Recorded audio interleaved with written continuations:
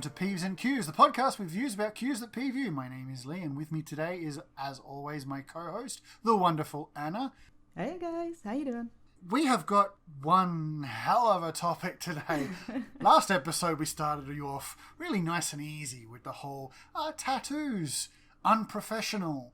And, you know, the two of us kind of rambled on about some stuff and trying to ease our way in. But today's episode is about hot tub streaming. What's controversy? None of that here. Exactly. It's a rather niche topic for anyone who's not within the Twitch content creation space, but for those who are, and you know, for a lot of people who are in internet media, it would be something they would have been hearing about or reading about over the last couple of weeks. Even some mainstream media. Well, there we go. Mainstream-ish. It's been rather controversial and contentious. And we figured, what better opportunity for us as a fledgling podcast with two people who, at least one of them has very real stake in this, to really get our teeth and fingers right into that pie and just kind of stir the mud a little bit. I'm not sure if in your metaphor the stream is supposed to be the pie, or if you're talking about me. I'm already confused. I'm talking about the topic, the individuals involved. I'm not non-consensually sticking my fingers anywhere. That's my story, and I'm sticking to it. And that's all for tonight. Good night, everybody. Yes, but we will take a quick second to talk about how things have been since the last episode. So, what have you been up to, Anna? Well, I've actually restarted my streaming again. Officially. There's a vowel in there somewhere. If I can buy one, please. I'm going to be starting the analog gaming dictionary because we've already created 2 new words in 2 episodes. So officially, it's on brand because it's the A.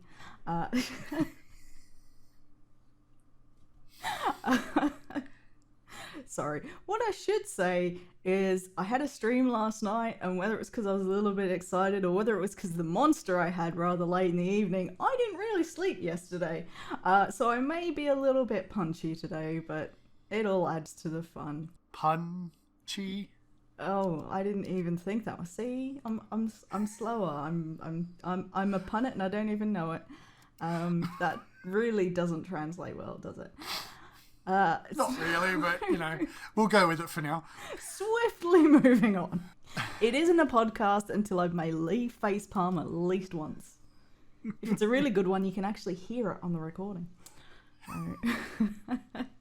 Yes, but then I edited it out. How about you, sir? What's your week been? Trying not to freeze to death. Much like the last one, but this time I didn't have holes in my walls. Yeah, actually, it's been pretty good. Aside from the cold, still feeling just a little bit sick. Trying to organise a doctor's appointment, but in amongst everything else going on at the moment, getting one of those is a time and a half. But yeah, otherwise, just been plodding along, mostly doing research for this, really. Oh, that must have been hard work. I've got to watch women in bikinis all week for science. Strangely enough, I didn't watch any streams. No, I was mainly doing research for future episodes. Yes. It's been a week. I do want to take the opportunity now to thank all the people who listened to our first episode. Thank you very, very much for your kind support. It has been absolutely amazing. Yeah, I would like to thank my mother for downloading us on Spotify on at least 8 different apps. Yes. Thank you very much, Analog. Yeah, we've.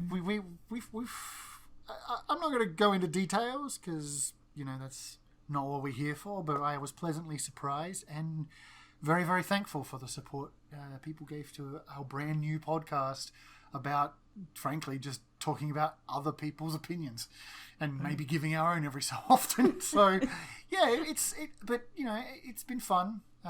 We had a good time with the first episode. Well, at least I did. Definitely did enjoy it. It was a lot more chilled and laid back than I thought it would be. I actually thought, it was going to have to be quite serious with this podcast business and scripting, and no, we just get to have a bit of a chat, and shockingly, people listen to it. Yeah, that is shocking, isn't it? I mean, the first iteration I had of this podcast was very scripted. I had like liner points that I wanted to get to and stuff, and then as I was looking there, I was like, it's not fun. Like I realized I would not have fun doing it. Yeah. And at the end of the day, this is an entertainment podcast that seeks to entertain and sometimes inform people. Facts can be fun, kids.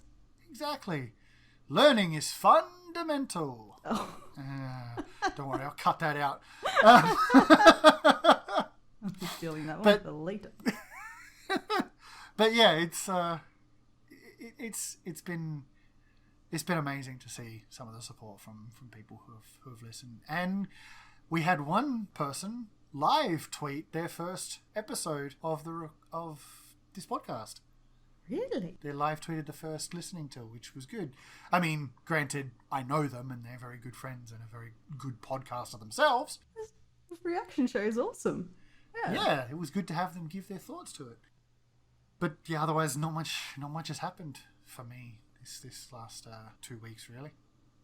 Oh, well, it'll take at least another 2 episodes before we're famous and you start getting accosted on the street, so... You assume I go outside. Well, neither do famous people, so you're in practice. Touche. So, shall we get into this nonsense? Yeah, should we give a quick overview of what hot tub streamers are, for those who aren't familiar with Twitch? Go ahead. What's a Twitch? This was your topic, after all. So Twitch, for those who may not know, is a live streaming service.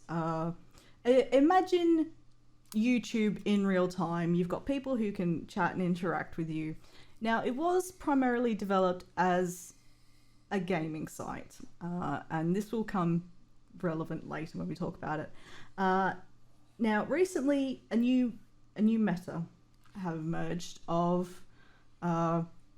mostly attractive females streaming in hot tubs, pools, a lot of which are in inflatable kinds. And if nothing else, this has taught me that inflatable hot tubs exist. Yes. Which you can actually have indoors. And so they've been filming there and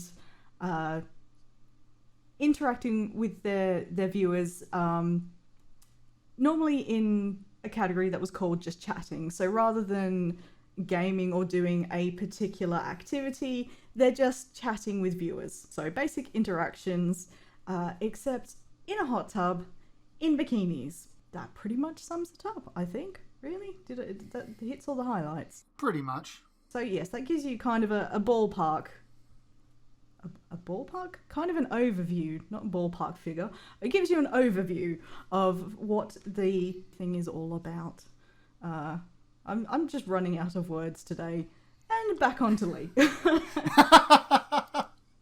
Yeah, I mean, Twitch is basically, it's just going to be repeating everything you just said, but essentially it started off from Justin TV, which was a gaming-focused site, and got absorbed by, I think it was a fork, and they just kind of expanded out to gaming content, IRL content, art content, music content, all kinds of different content produced directly to the viewer who can have near real-time interaction with the person doing the content.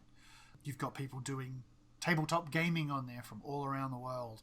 You've got people doing cooking streams, music making streams, all that kind of stuff. It's probably one of the more I don't want to say intimate, but more like personal kind of content that you can kind of make with or give to people, because it has that element of interaction. Yeah, it's that reactivity in real time, which you can on occasions get in YouTube, but normally it's polished content that's provided, and it's funny because it's that kind of interactivity that TV and things have tried to make, and it's like text with hashtag this to give you a reaction, and things like that. They're looking for that kind of immediate response and interaction between audience and show that is inherent in live streaming. You know, it's literally, you have a chat bar on the side of your screen that you can read in real time. You know, and like you said, whether you're cooking, knitting, making, plastic modeling, singing, doing all sorts, whatever content you make. And that's, I think the other brilliant thing about it is the fact that it's literally, you can have a $5 headset and a webcam. Well, you don't even need a webcam, especially for gaming. You know, it's direct produced content. It can just be you and a computer or console of your choice, and you can connect with your audience. There's no need for a lot of production and things like that. And that is the draw of it. You can make an account in 5 minutes, and in 10 minutes you're a content creator. But that also brings us on to, because of this particular nature of live streaming, that brings us into some of the downsides to it. I'm not going to go too much into it. Specifically, we're talking about a subsection of Twitch, a rather loud, vocal subsection of Twitch, that believes women shouldn't be on the platform. Or more specifically, there are certain types of women, mostly attractive women, who are using their assets to, quote unquote, steal viewers from also, quote unquote, legitimate streamers. Yes. Now, this is a long-ranging argument that goes back to probably before Twitch even existed. Probably even in Justin TV days. I don't know. I barely remember those. I barely remember yesterday. But it's become a problem of gatekeeping. It is all about gatekeeping a hobby or a website or anything really. And so we come to hot tub streaming. The dichotomy is, of course, I'm really hoping that I've used that word right, is you can't be too unattractive as a female on stream either. And please note that I'm not doing this here. I'm not fishing for compliments, etc. For my first year of live streaming, I actually didn't appear on camera. I had a virtual avatar, which was used to mimic, it tracked my head movements, everything like that. Because I was worried that I would get flack for not being, the conventionally attractive. Yeah, 21, very attractive, very good at using false eyelashes. Can't get on with them. Me either. Yeah, not being quote unquote an attractive female to be on camera. And, it was literally, and I have known people who have been harassed and name called and told to get off stream, the same as you can from the other side. Ironically, often from the same party, telling both groups of women this, but again, we don't want to sling too much mud. There is a huge majority of Twitch who is welcoming and inclusive and a fantastic community. There is just, as you said, the vocal minority. And there's just a large portion that couldn't give a shit. So that's it. You do you. As far as I can tell, that seems to be the larger proportion of Twitch related to various contentious matters around the website. There's just a huge amount of people that just couldn't care less, which we will get onto as well. But essentially, it's been all about gatekeeping, at least from my subset of views. But there's more to it, and we'll get into that as well. But we chucked up the poll up on our official podcast Twitter account, which we have finally managed to change the name of. You can now find us at Peeves Q's Pod. I don't know why they wouldn't let me change it until today, but I managed to change it today, so there you go. It now fits what we are, instead of being that rather generic. Yeah, there you go. I was searching for an O word and couldn't find it. I wanted to use obsequious, but... It's the first O word that came into my mind. I'm sorry. I panicked. I can't think of anything on topic. Just anything. That's generally how most words come out of my mouth, if I'm honest. Oh God, say something. And before you know it, you're like potato cheesecake, and it's just all over. Potato cheesecake. Moving along, I'm not going to, otherwise that's just going to become the episode for now. So let's do the breakdown, shall we? For this particular topic, we got 23 votes, which is quite a lot. I like to think anyway. It's not that it's a competition, but it's more than the first week. I'm winning. We'll see with the next one. We'll see with the next one. So yeah, we got 23 votes, which was really good. And we got a rather nice spread this time. So the options that you gave were hot tub streams are great, force the mature content tag, disallow them on Twitch, or no opinion. For the hot tub streams are great, we got 13% of the vote, or 3 votes. For the force a mature content tag, we got 8 votes for a 34.8% of the vote. With 7 votes, or 30.4% of the vote, we got the disallow them on Twitch, which was very close to the force mature content tag. Very much. And for no opinion at all, we had 5 votes at 21.7% of the vote. Yep. So it was a pretty good spread of votes. But it also kind of almost highlights how I feel about this particular topic. We did have somebody say they voted one thing, but really was kind of more for something else. So they wanted to almost split their vote between no opinion and... maybe by saying hot tub streams are great, I overstated the case a bit. That they were pro for this thing. They had no problem with this kind of content. So we'll go with what they voted with. Yep. But that would have put the vote at an equal 19%, 18% split. My math is terrible. But it would have put great and no opinion at pretty equal. Either way, it wasn't overwhelmingly a yes vote. So... Yes. Well, no. How do these results stack up to your personal opinion?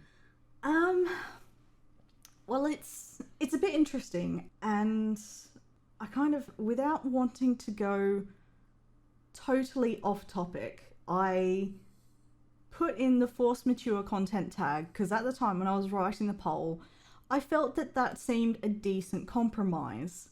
But as I went on and I thought more about it and started thinking about the rabbit hole of arbitrary censorship, which I don't hugely want to get into because it's a completely different topic than what we're on. But it is a very slippery slope, and I'm not sure if it's a can of worms that really we want to be encouraging them to open, considering Twitch and by extension its parent company Amazon, for those who don't know the greater corporate ownership that goes on here, can be somewhat opaque when it comes to their decision making, and aren't always opaque, you say.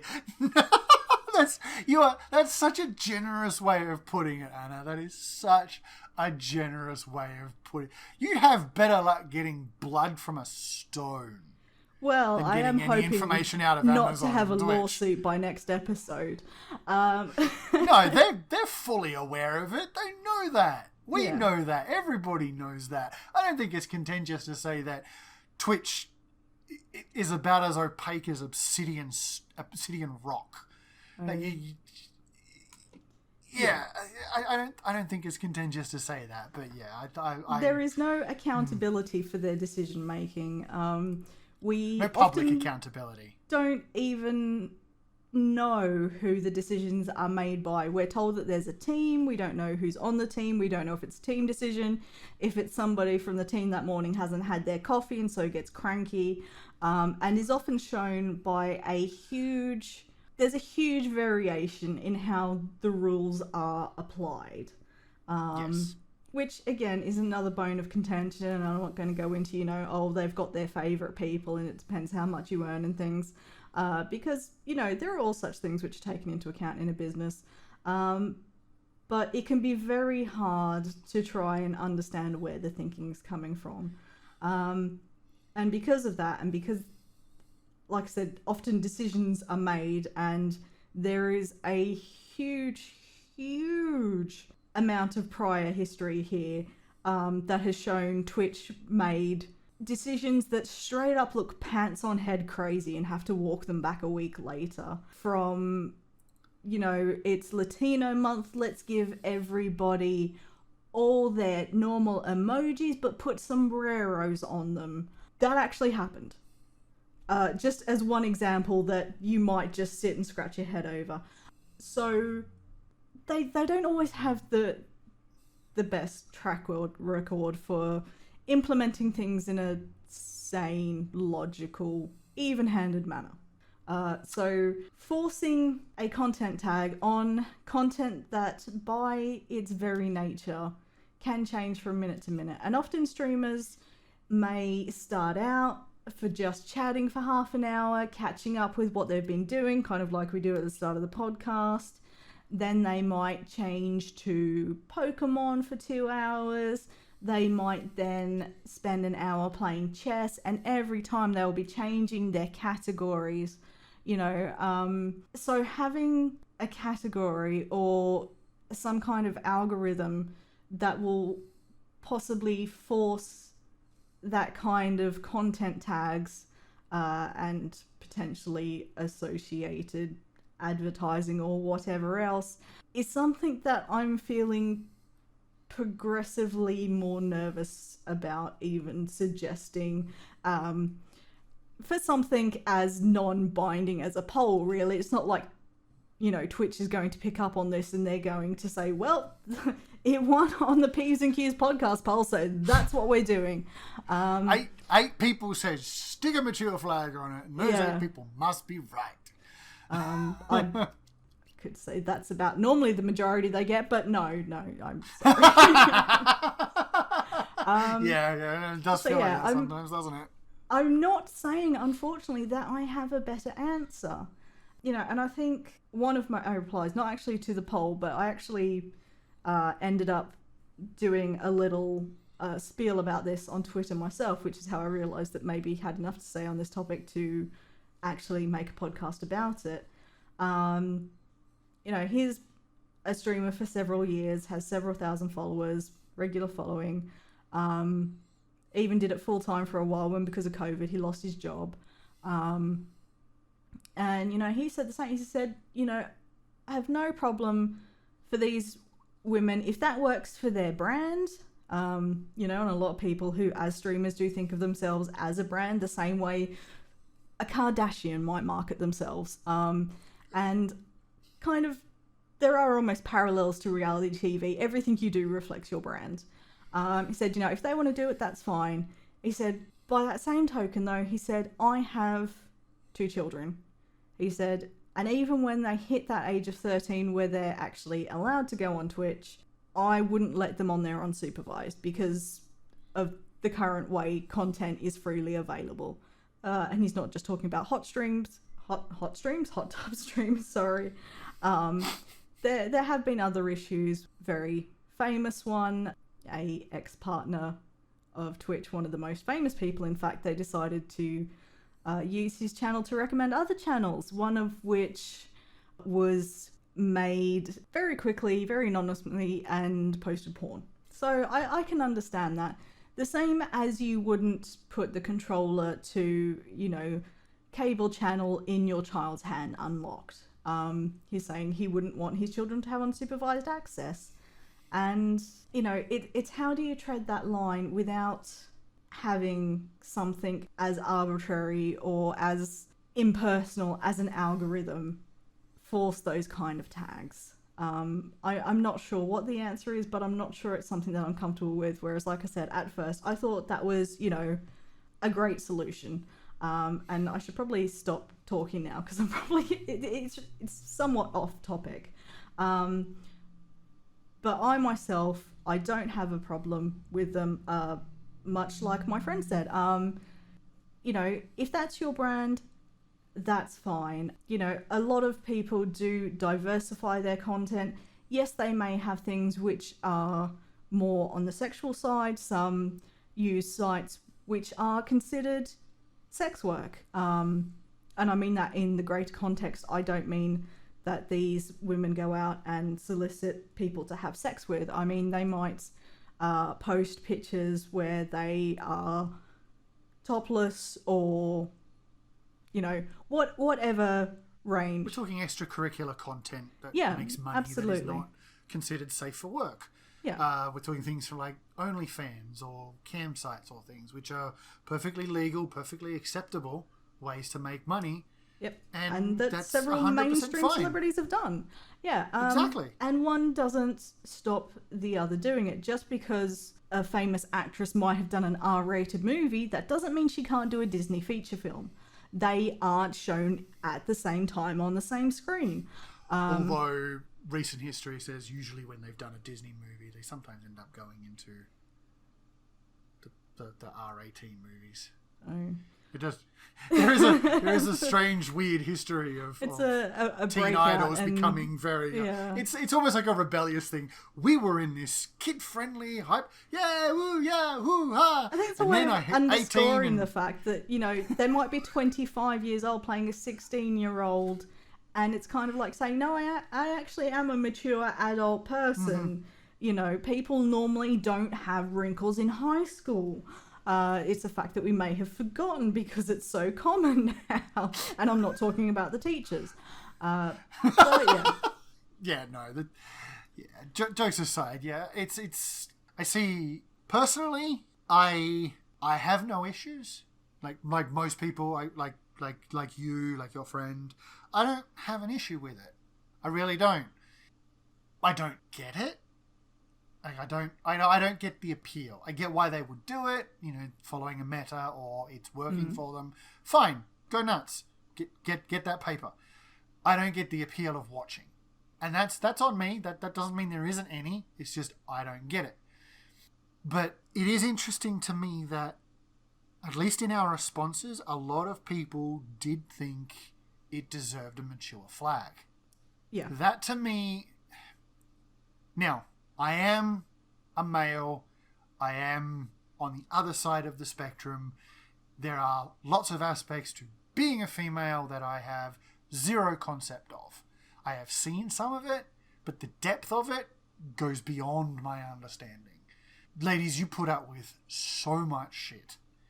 More than I think nearly anybody who's not female or doesn't identify as female could ever even see or understand. And to my mind, a lot of this mature flag thing, coming from my perspective and from the things I've seen, heard, and tried to educate myself about, it's just another step at policing women's bodies. Yeah, I can see where you're coming from with that, yeah. And just another way of telling women in particular that they should be ashamed of what they have. And it should be stuck behind a mature wall. When really you're not seeing anything different to what you would see if you went down to the local beach or to the local pool. It is exactly the same thing. Do you take your kids to the pool? Yes. Do you take your kids to the beach? Yes. Why, to my mind, I don't understand the concept of the difference between seeing a woman in a bikini in water on the screen and seeing a woman in a bikini in water outside at the beach or pool. I don't see the difference. What I do see the difference is chat. Because chat itself is a whole different area.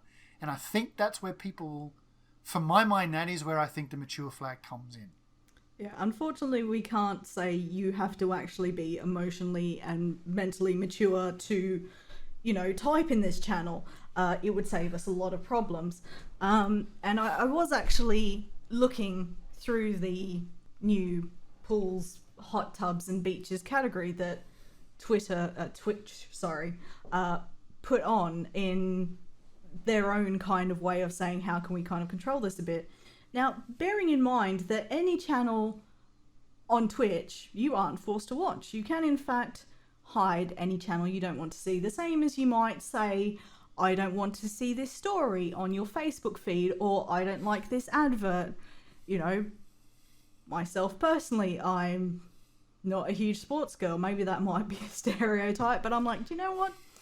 I still get bored at cricket and I don't really care about the PGA Tour, so no, hide those stories from me. It's about curating the content you want, and that option is available. But that hasn't seemed to stop people from having an issue with it. And like you said, it seems to be more on the side of chat. And despite the fact that the meta has already moved on, so to speak, it's gone from and I'll probably let you explain more how the meta started and where this came from. But we're already at the stage of making fun of ourselves. So we're at the stage of what's really satire now. When I see a channel with lo-fi beats and a Buddha statue has been photoshopped in a hot tub. To use one example that was on there today, Only Frogs was another channel that's been put up there as a blatant play on the OnlyFans and the like. So we're at the satire or meme stage, if you prefer, and are more with it these days. But there were a few people who were still trying to do hot tub streams, and at this point it's kind of like, how you'll always see people and they'll buy into something at the stock market. They understand how the stock market works and they'll buy shares.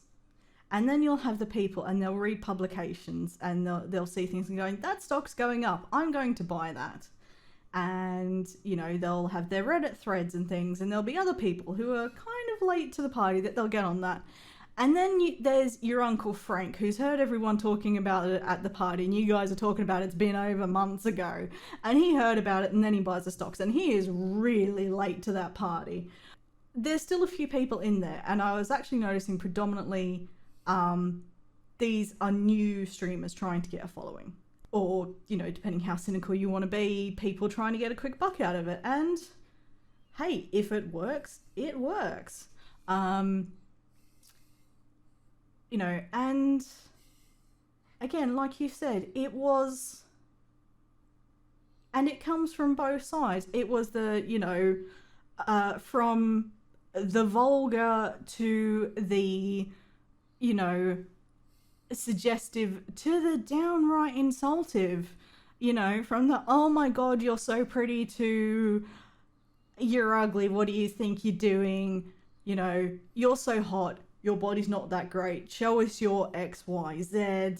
You've got no talent and skill. That's why you're doing this. And this can all be read in the same chat, one line after the other, and that's what we're saying about the whole thing is you've got to be attractive, but not too attractive.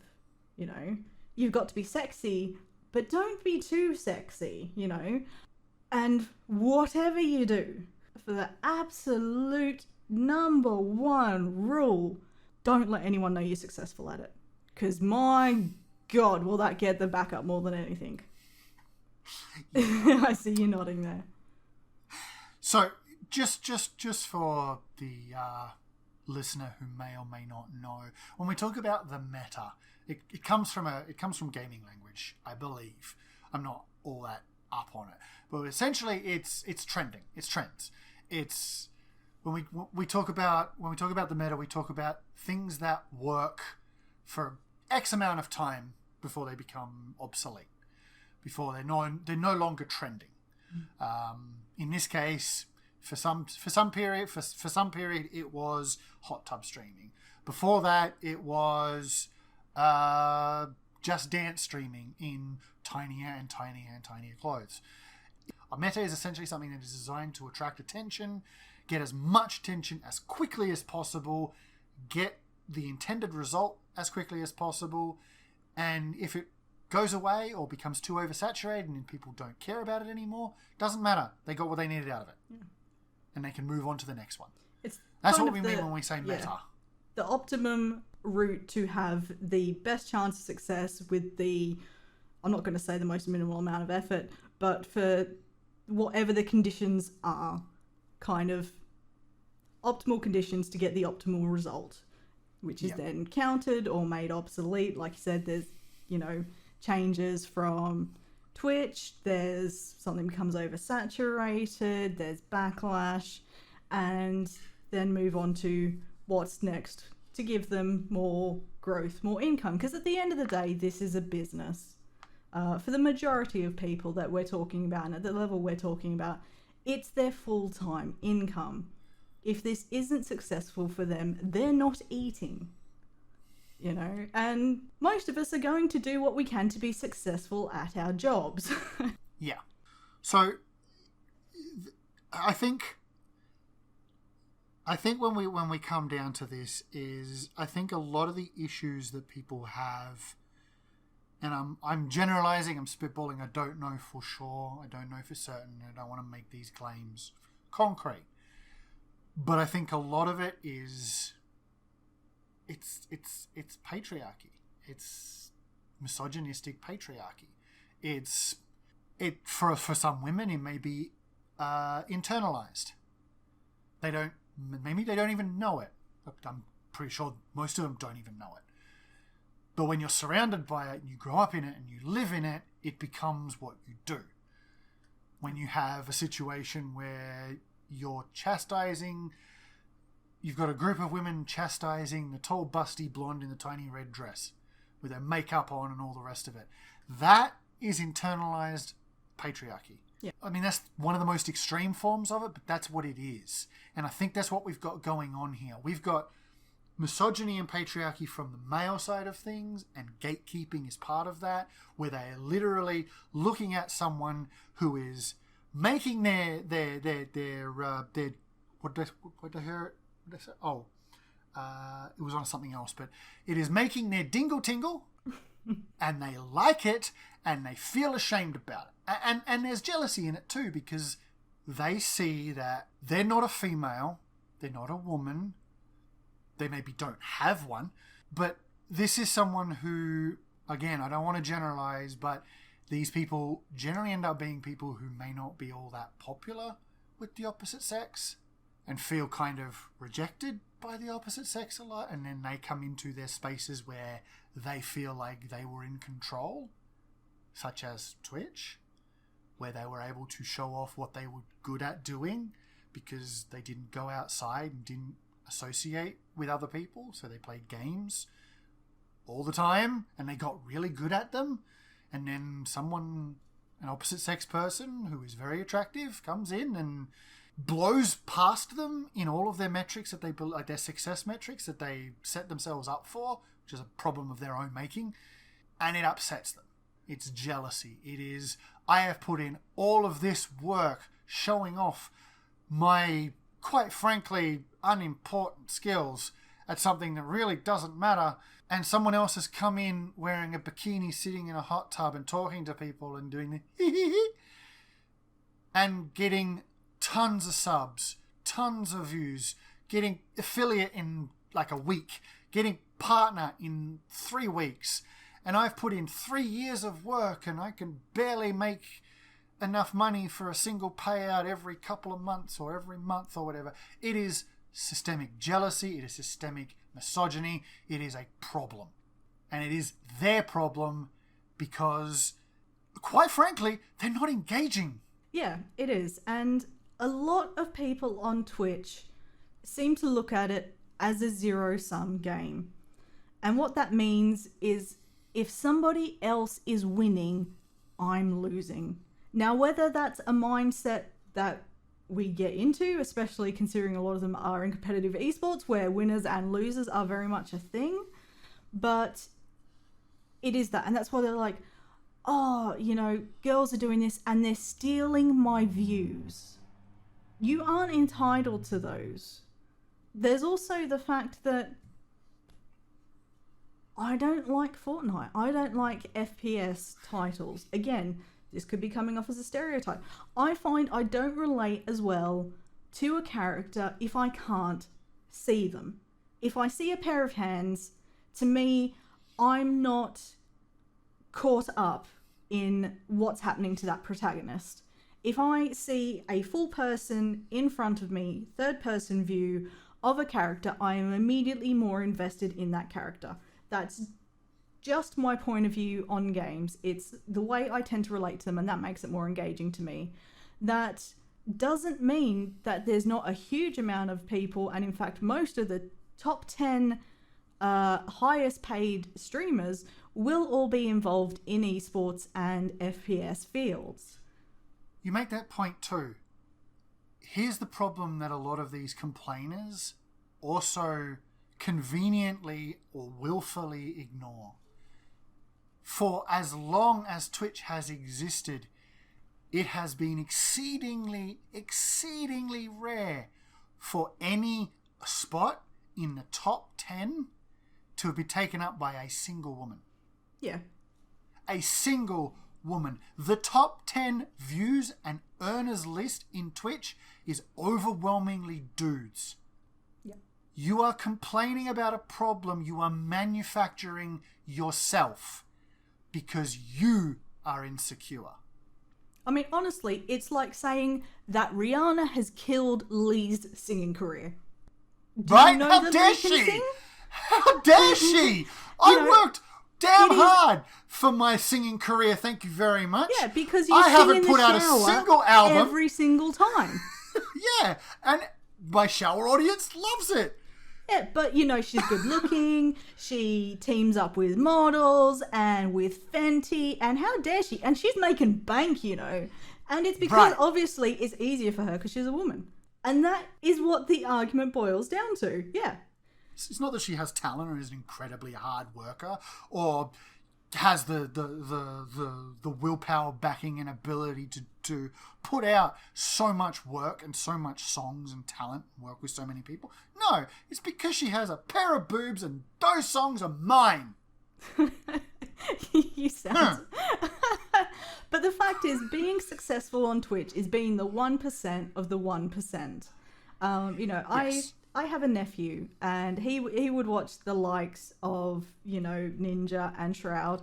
And as a side effect, by the way... I am going to make a very big rule. We never, outside of this particular episode, we never mention Tyler, I don't play with girls, Ninja Blevins on this podcast. That piece of shit is the worst piece of shit for the entire fucking content creation industry, bar none. I hate that little worm with everything I've got because he is an arrogant asshole. Absolutely. But yeah, Shroud himself is the first to admit that he got lucky. Can't think of who it was. It was a really big streamer, said, I'm going to raid somebody in this category, closed his eyes, hit the scroll wheel on his mouse a bunch of times and said, we're gonna raid this guy. His name is Shroud. That is how Shroud got his start. It is, he will say, I got lucky. And whether it's luck or it's that X factor, it is the same percentage really as becoming a famous actor or a famous singer, songwriter. You're never going to get to that. And people don't understand. Like I said, my nephew, who was at the time, about 13 to 15 age range. So he was, the age range that a lot of people were watching a lot of these games. And he's like, I'm going to start streaming. And he was like, when I get 1,000 followers, I'm going to do this. Then when I get 10,000 followers, I'm going to do this. When I get 100,000 followers, I'm going to do this. And I was like, cool, but how are you going to do that? And I was talking to him and he didn't even have a computer. He was doing it straight from his Xbox console, so he couldn't read chat, he couldn't talk to chat, a lot of things that we expect from Twitch, for those who, again, aren't that overwhelming. And, I'm not saying this to denigrate the kid at all, but he seemed to have the same thing that everyone else did. I hit the go live button and I will be successful because I hit the go live button. And unfortunately, it's not like that. Twitch has this Twitch has this thing that, like, it's very, very good at bringing in new people to Twitch. And it is this it's not really a big saying, it's one I've kind of figured out, but it's one that's, Twitch has this ethos of streaming is for everyone. Anybody can stream. That is true. Yeah, it is 100% accessible. But what people seem to think that means is everybody can be successful. That is not true. That is 100% not true. You can put in so much time, effort, and work and still not see success. Mm-hmm. Because this game is 99% luck, 1% work. You know, you can find yourself a moderate follow count. I mean, after 50 follows don't matter. But you can find yourself a fairly decent gathering and following of several thousand people. That doesn't make you successful on Twitch. Here's the thing a lot of people also don't remember me Raz about Twitch is the biggest people on Twitch who stream, their primary income isn't from Twitch. No. It's from sponsorships and brand deals. That's where it comes from. And again, there is so much more to Twitch than meets the eye. More than even being self-employed in a job. For every hour that you see these people on screen, there's 10 hours behind the screen. And wow, we're really getting off track here, aren't we? But it does all. When we take it back to the topic, that's the thing that I think a lot of people, a lot of these let's just call them what they are, misogynists. That's the thing that a lot of them have with this thing, is they believe they've put in all of the work and are getting none of the payoff, and for some reason seem to attribute that all of the work they're doing is going to this random quote-unquote booby streamer who is stealing their views, when in reality it's just the name of the game. It's just how it works. You know, that person doing the hot tub stream, the overlap between what they are doing and your middle of the road subpar Fortnite plays, the overlap between the two of those is fucking nothing. Those audience members were never going to be yours. Everyone who thinks this is easy, by the way, can I tell you, no guy who ever sat down with a hole in the neck of his t-shirt to play whatever game. Hi, Kriparian. I'm talking about you, who earns a lot of money and always looks like his just clothes are falling apart. Sorry, it's just another one of the whole kind of double standards that there is, that guys, it's okay if guys look like slobs on Twitch.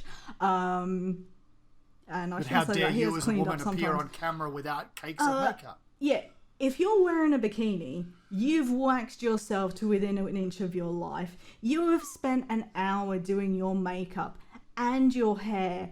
If not, potentially for a lot of these people, actually have a team that does it for you. Because that's the thing, a lot of these people, at these levels they have people who are helping them out. They have paid out for this kit. They've paid out for extra lighting setup, so that not only that, you're sitting there with your, and again, I'm blatantly stereotyping here, with your pack of Doritos and your monsters. I'm just describing myself now. I'm not actually stereotyping at all. I'm lying. These girls are sitting there going, God, I can't eat carbs because I've got to wear a bikini tomorrow. I have to make sure I work out 5 times a week. I'm thinking, God, do I go out for dinner with my boyfriend this weekend? Or am I actually not going to look as good as I can when I go on stream for that tomorrow? It is not easy to get on camera and do that. I couldn't do it. I don't have the discipline to make myself look like that to do it. You know, from a female, I don't have the time or the discipline or the skills to do that.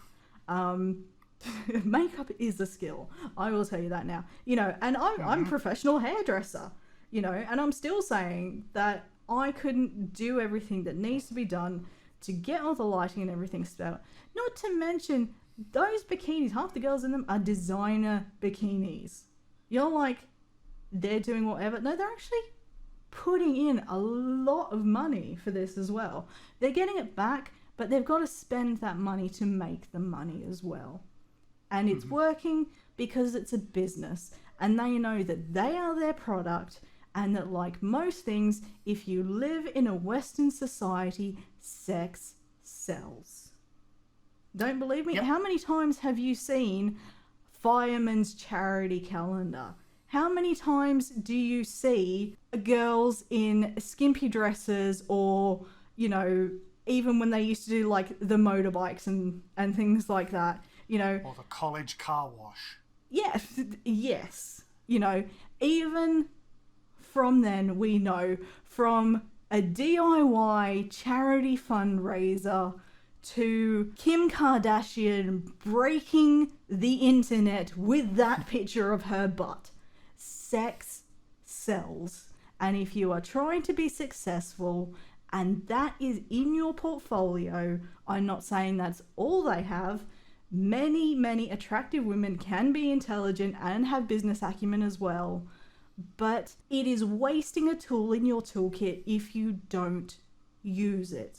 And the only person you're hurting is yourself, because your success is what's paying your bills. And on that point as well, I was reading today, and it's been going on for a long time, but this one really kind of struck out for me because it was someone from Twitch who does hot tub streaming. Sex sells, as you said, sex does sell, but we have a problem, this patriarchal, this misogynistic, this societal problem, where we have been exploiting women's bodies and sexuality for millennia. It has been going on for as long as humans have probably existed, if not before Homo sapiens. We have been doing it. We have been exploiting the way women look, the way their attractiveness, their sexuality. We have been exploiting it, but we have been doing it on their behalf. Yep. Men have been exploiting it and using it and getting off to it. But this person said, and I forget the name, I need to take better notes, I apologize. This person, and many people have said it before, the exact moment that a woman decides to do it for herself, suddenly it's a problem. That right there is the whole crux of this hot tub streaming thing for me. Yeah. We have had guaranteed so many of these absolute douchebag dudes in chats of women in Just Chatting talking about how they want to see their tits in a bikini, or show us your boobs, or show us your butt, or whatever. And the moment that they go, you know what, that's a good idea, those exact same people are like, no, wait, that's illegal. Yep. Because it wasn't their idea. Suddenly, it was the woman's idea, and that's not okay. Yeah. And I think at the very bottom of this hole of hot tub streaming, and just streaming in general in swimwear, comes right down to the fact that until it was the woman's idea, it was okay. As soon as she took control of her sexuality into her own hands and started using it the way you have always been using it, now you have a problem. Pardon my French. Don't pardon my French, but get fucked. And it is true for White. Like I said, these people who are coming into it late, I don't think they're going to get anywhere near the backlash because they're not going to have that level of success. But they're not the level of streamers. If you don't have 200,000 followers, you're not going to get 2,000 subs. You know, it's not going to happen. So people are going to go, well, she's not successful at it. You know, so it's not as offensive to them. Or because it doesn't actually fit their narrative, it will probably actually just be straight up ignored. You know, and like I said, I was doing research today and watching some reaction videos, and this is the other thing, is people creating this content then becomes content for other people, like us, like what we're doing right now. We're creating content of other people creating content. You know, and I watched a video by a particular male, and I've never seen anything by him before. And he was like, you know, all these girls doing it in recruit mode, and I'm over here playing on veteran, you know. And he's like, but if I was a girl, I'd be doing that. And I looked through all his things down the bottom of the, you know. Here's the thing. If I looked like some of these women, fuck yes, I'd be doing it. The thing that got me, and by the way, I'm sorry if anybody actually recognises who it is by that, because I'm not trying to start drama with him. It's just the fact that he was doing that. He also had his OnlyFans site. So he was actually doing the same thing and the same kinds of alternate content. I didn't check his OnlyFans site. For all I know, it could be completely PG-13. Then again, there's nothing stopping women from posting PG-13 content on OnlyFans. The fact is, it is generally known as it was a site that sex workers used so they could do things remotely in a way that was safe for them. And then several very high-profile mainstream celebrities got involved, and, you know, now sex workers can't do their jobs. Well, no, it did cause several issues for them. You know, but again, it's there, and having the outrage culture makes for good content. You know, so it's in a way we're our own worst enemies. And I know by the fact we've taken into other people's views here, and we're talking our own views, which may be pro for this. And do you know what? Quite overwhelmingly, like I said, I actually watched 2 videos, 2 podcasts, both by men, both who actually said they were for this. But at the same time, we're taking kind of some shots at it because that's what sells. The outrage sells. You know, and again, that's all playing to their brand. But it's not just women who are doing this. No different than any male celebrity you might see doing a Calvin Klein product spread. This is not new across either gender. And like you said, the outrage seems to be about the success, about a woman taking control of her body and her sexuality and going, if I'm going to be sexualized anyway, I'm going to do it in a way that I am comfortable with and in a way that will be a positive benefit to me. In this case, in a monetary fashion. And doing that and being successful in doing it, like you said, that's where this stealing my viewers outrage seems to come from. And it's a huge argument. It's like there is not this closed pool of viewers. It is not like ratings on TV where they say this many people were watching, we had this much of the market share, and this person got this much of the market share. That's how your favorite TV shows get cancelled. It can't work the same way as, you know, television does or even radio, because Twitch is a global community. You can't say this is prime time. It may be prime time. It's a prime time. It might even be US prime time, which may be one of the biggest ones, but it is not the only time. You know, we don't say Lee and I are going to start streaming in the mornings now because that's American prime time. We're going to steal the American views. You know, it doesn't work that way, guys. It doesn't. You know, and I have streamed in the morning because there was times it worked better for me.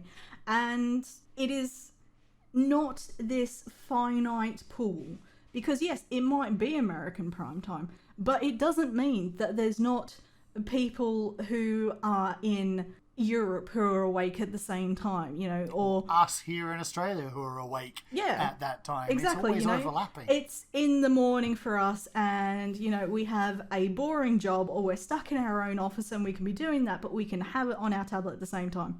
I knew many people who actually were Americans who said, you know, oh, I watch you at the morning while I'm at work all the time. You know, you can't say there is this pool of viewers and they're taking away from my pool. There is not a pie. There are loads of pies. There are so many pies, you can't eat them all at once. And the thing is, there are new pies being baked constantly. You know, there are always new people coming to Twitch. And there are people leaving. Absolutely. You know, it is probably so hard to actually get an accurate number. And with the amount of, you know, all of us who stream also have a bot account. You know, some people have multiple stream accounts. And because of that, there is no way to be accurate with those numbers. And it's just not the way it works. We are so stuck in this kind of adversarial mindset, you know, that a lot of time, even our friends, if you start becoming successful, you will find certain other friends who are streamers won't anymore, because it's like, they're getting successful, they're taking away all my views. They stream at the same time as me, they've got my viewers. That's not how it works. Nope. And that's, when we come back to the breakdown here, I think that's largely what we've got going on here, because the two biggest categories are chuck a flag on it and disallow it completely. Yeah. Those are our two biggest categories. The third biggest category are people who just don't give a shit. Yeah. And there is actually one important argument that we haven't addressed yet, and I meant to earlier and forgot. The other big argument I have found against hot tub streamers is the think of the children argument. But that comes back to what I've said before, is what is the difference between the bikini on the screen and the bikini at the beach and pool? Yeah, that's what they're saying. Kids shouldn't watch this. And the thing is, kids probably shouldn't be, you know, the thing is, they're like, but this small, you know, little 7-year-old Johnny's not legally supposed to be on Twitch, you know. And the thing is, it's the same as everything else. It's not there to be a babysitter. And I did laugh. A friend of mine posted a reply and it said, I can guarantee you, if they're looking for porn, they're not going to go to Twitch as their first idea. I was about to say, let's be honest. The age for which you can legally should be able to make a Twitch account is 13. I have been a 13-year-old boy. Trust me, there are better places to go to look at boobs than Twitch. Yeah. You know, the same especially now. Yeah. Nobody ever had a drink or a cigarette when they were underage, or took drugs or went to a club, because we all do what we're told to. And all it says is tick this box. The box doesn't explode your computer if you're not actually over 13. And I will say, I'm not a parent. I would like to be one day, but that we won't go into that. But the whole concept of when somebody think of the children, that to me isn't about the parent trying to protect the children or the child from something. It is the parent trying to control the media that their child consumes. Yeah, and I'm going to use what you will probably laugh out loud as for a comparison.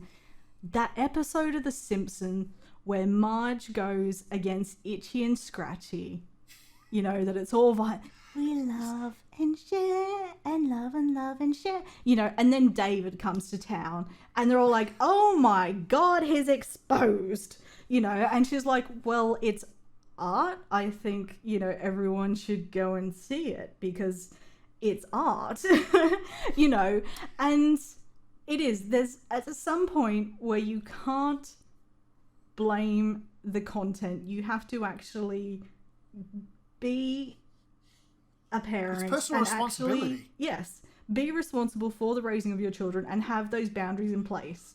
And either make it so that your children can't break those boundaries, or have that trust in place that they will accept the boundaries you give them. You know, like my friend said, I wouldn't allow my kids on there unsupervised. You know, That's fair. And again, we're both here talking as non-parents. But I got the impression that most of the people making this argument also weren't parents. And it was something they could get outraged over, that these... They could use their kid as a scapegoat this fantasy for their own personal problem with it. Yeah, this fantasy child who had no guidance, no whatever, was, you know, somehow being taught this completely other thing, that this is predatory behavior. And this was something that I saw on several things today. And there was this comment by a guy who's like, this is really predatory behavior of like really depressed men. And I know what it's like because I used to catfish guys like this. And I was just like, oh my God, you're actually using your experience where you conned people out of money by pretending to be a female. And then you're saying, how dare she do this kind of predatory behavior? And I was just like, you're actually doing something illegal, which you're doing with the express intention of trying to trick money out of people. And you're saying, how is somebody there who is doing content you can access for free, aren't forced to subscribe to, aren't forced to give money to in any way, shape or form? You know, most of them, it was, you give me money, I will write your name in a pen on my arm or on this inflatable toy that, you know, inflatable whale one of them had or whatever, you know. And I'll be honest, I've done subathons. I had one for Christmas and it was like, I will write your name on a Christmas ornament. You know, it's a similar kind of thing that we do. That isn't selling sex. That's not predatory marketing of a single, you know, lonely male. It's like, oh, but you're saying his name and that's enough to give him affection. One of the things I think as well when it comes to that is these people who are, you kind of said it yourself, these people who are saying this stuff is predatory, that raises a red flag to me that this is a person who is predatory themselves. Yeah. Because predator recognizes predator.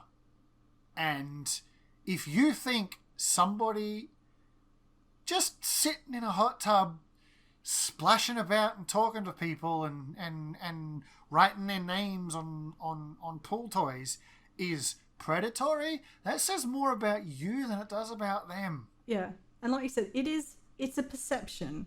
It isn't, you know, if you donate, the most I've seen is it will change into a different bikini. It's not I will change into a skimpier bikini. It is not I will remove clothing. It is I might change to another bikini. And they generally do that with a different screen. Yeah, I'm not saying they do it on screen. They go on. No, but that's the thing. These are people. They're not on screen when they're doing it. No. Hell, their mic's not even on half the time. Yeah, I mean, how is this encouraging these fantasy children to pay for sexual content? Because it's not. I've never seen somebody go, "Hey Lee, do you want to sign my cast?" You know, it's just, it doesn't happen.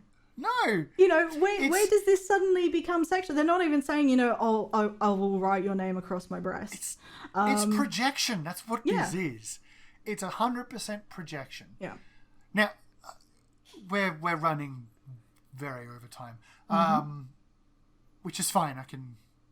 I expected this for this episode. Yeah. It's just, one of the things I wanted to broach about this topic was the idea of, we brought it up earlier, the harassment and the oftentimes concerted campaigns to get people that make this kind of content off Twitch, pushing them off Twitch. Yes. Mass harassment reports and things like that. Even cosplay streamers have had this happen to them, where they just happen to have had a cosplay on that was 100% perfect to the character, revealed nothing except maybe had some cleavage. Yeah, and 100% probably everyone who's ever done a body paint stream. Yes, exactly.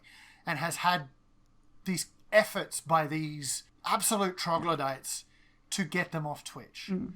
What I like is finally it took this issue for Twitch to actually come out and say something about it. And I have it here. They created the new category for hot tubs and beaches and things and spas and things. And they also had this to say. While we have guidelines about sexually suggestive content, being found to be sexy by others is not against our rules and Twitch will not take enforcement action against women or anyone on our service for their perceived attractiveness. Yeah. They knew this was going to be a problem. Mm-hmm. And they knew straight away the sector from which it would come. Yep. And that right there says everything you need to know, as far as I'm concerned, about hot tub streams. This is about people finding other people attractive and being intimidated about it. Mm-hmm. And finding any way they can to make themselves feel better and to make them feel worse. Yep. Because they somehow feel entitled to whatever measure of success that attractive person has. And that, to me, is the saddest part of this whole thing. Because it is 100% down to misogyny and insecurity. Yeah. Gaming is a passion and something you love. And, well, again, I'm generalizing this to gaming. But whatever hobby you have that as a passion. You want to share that with a wider community and introduce that to other people. And that, at its core, is what Twitch is. It's finding and connecting with other people who share that passion that you have. Whether that is for gaming, whether that is for cooking, whether that is for knitting, whether that is for building Gundams, or making 100% accurate cosplays. You know, whatever it is finding a way that you can attract a global audience and interact with other people who share these passions that you may never be able to come into contact with otherwise. And that should never be something that you should try and exclude other people from because of their gender or their appearance or because of what their hobby is, you know. Or because of how it makes you feel. You don't have to watch. You don't like horror movies? Don't watch horror movies. You don't like hot tub streams? Don't watch hot tub streams. At the end of the day, that is the biggest takeaway we have from this whole thing is Twitch makes it very easy to don't show me this content anymore. Absolutely. It's right there. It's very easy to find. Click the button, I'm not interested in this content, and it goes away.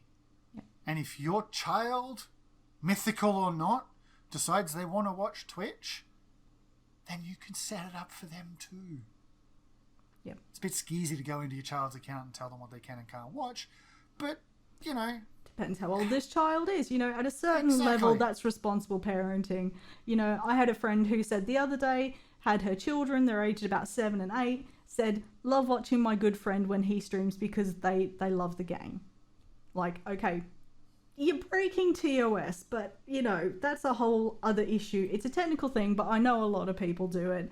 And she's like, my kids always have a good laugh watching him, and they're watching a game they like, you know, and she'd set it there, it was set up on the TV, and it was a way that she could monitor and was appropriate for their age.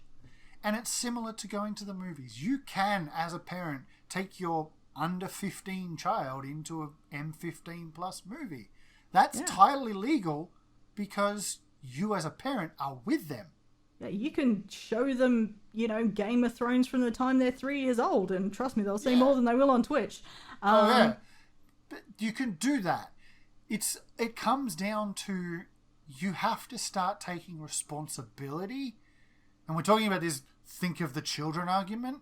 You as a parent have to start taking responsibility for what your child, up until the age of consent, what media they consume.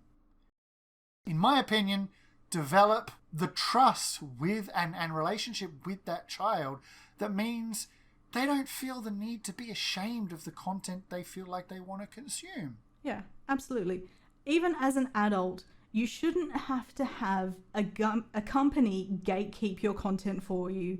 You should be able to say, I don't want to watch this. Not on my app, you know.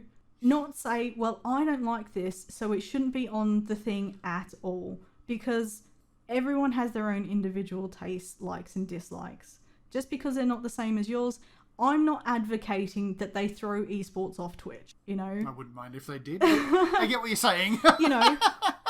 And a lot of people would say, well, that's what Twitch is all about because it's a hugely popular thing, you know? Yeah. And I'm fine enough to say, well, okay, it's, you know, show me that people who watch this also, you know, watch this stream and go, well, okay, they're playing Valorant. I'm not really interested in Valorant, so I'll just scroll past, you know? Exactly. It's not actually harming me to do that, no more than, you know, flicking through TV channels will show me 5 seconds of a Seinfeld clip, which, oh my God, was just played constantly through my childhood, so I just can't be dealing with it, you know? But again, you know, stuck in my head. That's a very controversial opinion for some, you know, but it's my choice. Just going back to that for a second, we, both of us, grew up in both halves of this technological society. We grew up in eras where half of our lives, internet didn't exist for the vast majority of the world. Yeah. And then the other half of our lives up to this point, it did. Yep. So we know what it was like beforehand. You can't tell me, at least, okay, I can't speak for you, but I know that I will say this now, my first exposure to sexual content on mainstream TV was flicking through and landing on SBS at 11 p.m. at night. Or as we used to refer to it, sex before sleeping. Yes.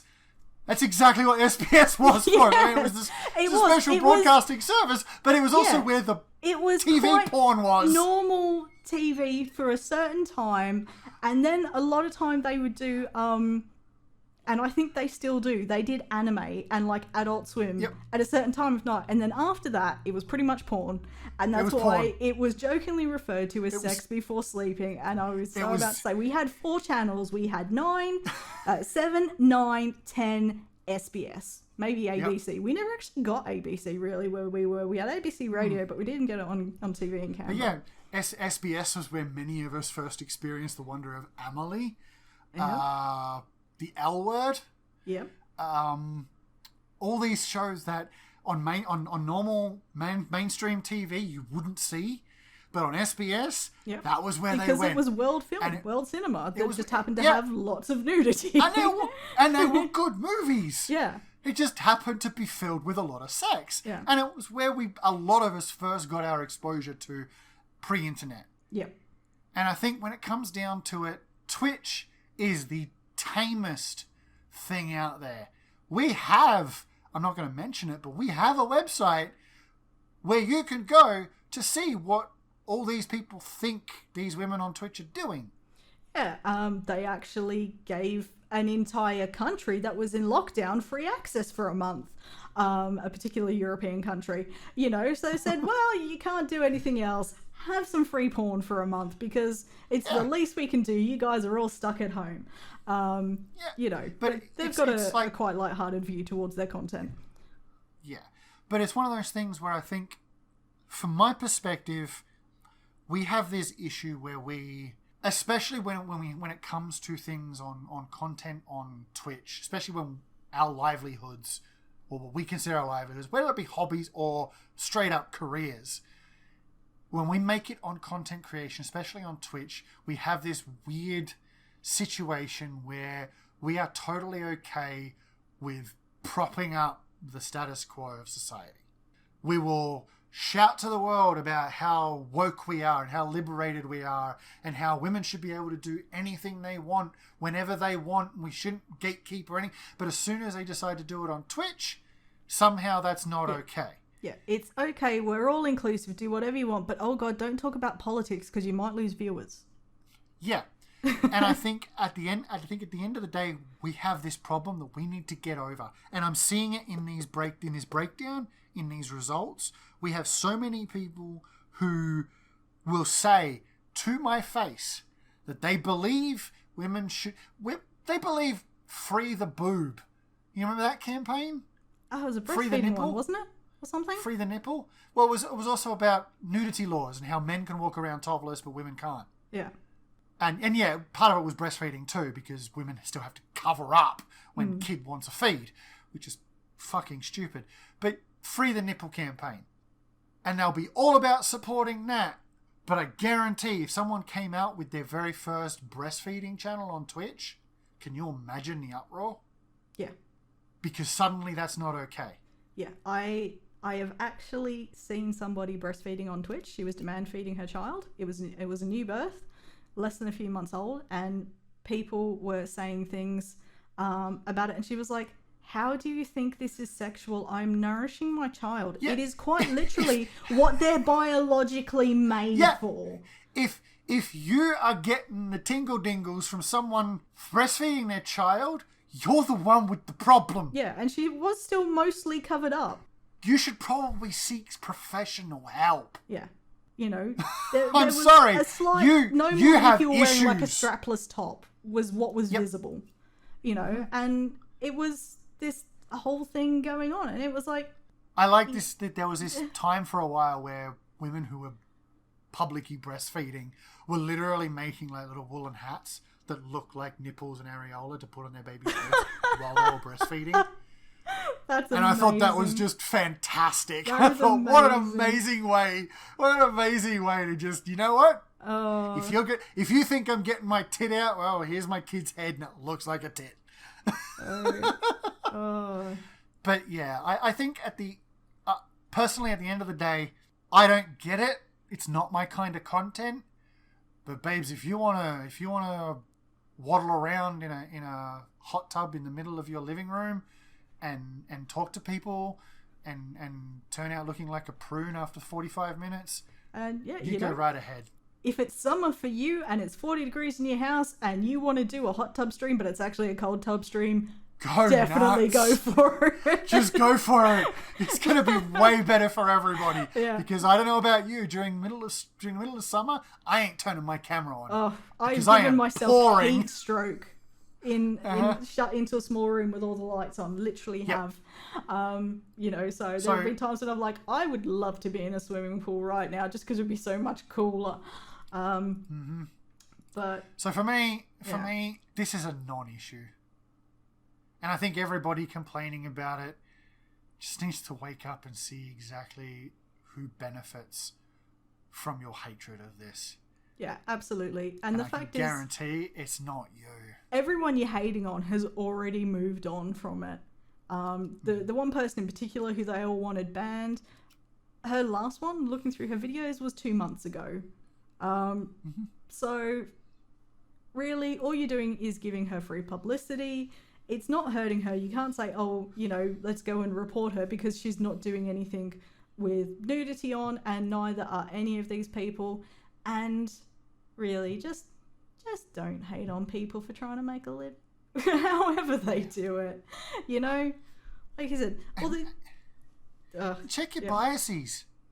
Seriously, check your biases, because, like we said, somehow we at least from the male perspective, we have been exploiting women's sexuality and trying to make them more and more sexual for millennia, since we first crawled out of the goot, most likely.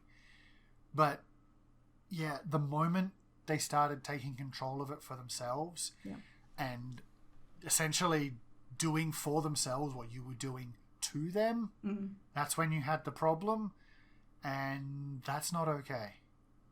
So grow up. Yeah. We're happy if you do it too. So, not just you, I mean, men in general. You know, if it's good for us, it's good for you. You know, we have no problem if... I'm not going to, because I can't fit in a bikini, but, you know... Exactly. You know, it's... Oh, you can just... I was waiting for Anna's brain to pass exactly what I just said. I don't have the tits for a bikini, Anna, I'm sorry. Just make sure you don't actually take the tissues out of the box, because otherwise you don't get that really sharp cleavage line. So just shove the whole box in either side, and you get sharp cleavage. hey, we're still kind of in the midst of that pandemic. An N95 mask, I'm just saying, makes a nice curve. Wow. And it's, do you know what? He's covered and protected. It's beautiful. Alrighty. Yeah. Well, my editing job is going to be amazing, but thank you very much. I didn't even mention the family-friendly channels that got all the Durex commercials on. I was good. Oh my good lord. That was done by Twitch months before they started complaining about how all their advertisers were saying that their streams weren't appropriate. We may visit Twitch again in a future episode, now that you mentioned There's that. so much to unpack. Oh yeah, there is. Yeah. But yeah, thank you guys very much for listening, and I hope you will come back for the next one. Thank you very much. Absolutely. Happy Pride. We have something for you all that we hopefully you will really be looking forward to. Yeah, stay tuned. Pride Month is just around the corner. Well, actually, by the time this episode comes out, we'll be in full swing. And yeah, we will have some stuff for you, and it's looking to be good. But yeah, where can people find you, Anna? Well, okay. First of all, if you take a plane to Western Australia, so I am not going to continue on any more than there. That's as close as any of you are getting to me. Of course, there is Twitch and Twitter. That's about it. Both at Analog Gaming, all one word. You can go and check me out there. Watch me not be in a hot tub. So my stream room's far too small. You can find me also on Twitch at One Life Zero Continues. On Twitch, it is all spelled out. On Twitter, it is the 1 is a numeral and the 0 is a numeral as well. Also, our Twitter has changed handle. If you're already following us, doesn't matter, you won't see it. But if you want to follow us there, you can follow us at Peeves Qs Pod. That's PEEVES QSPOD. It should be the first one to come up. Yeah, and we will see you on the next episode. It's gonna be thank you very much. One. Take care, guys. See you again soon. Bye. Bye.